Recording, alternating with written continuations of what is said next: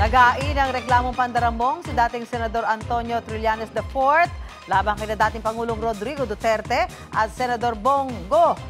Yan ang aming dambuhalang balita.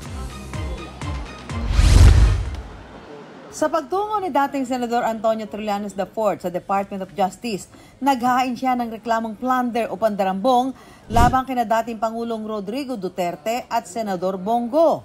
Ito ay tungkol sa mga government projects totaling 6.6 billion na inaward nila dun sa tatay at kapatid ni Bongo.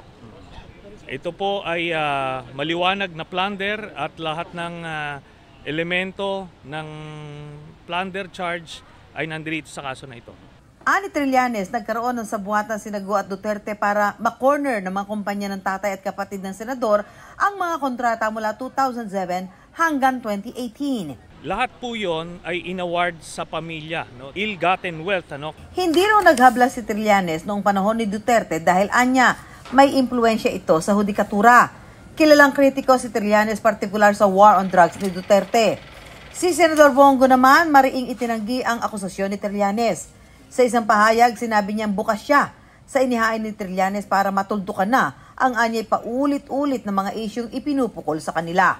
Hindi raw siya nakinabang pati ang kanyang pamilya sa pagkakaroon niya ng posisyon sa gobyerno. Sinisikap ang makuha ang panig ni dating Pangulong Duterte.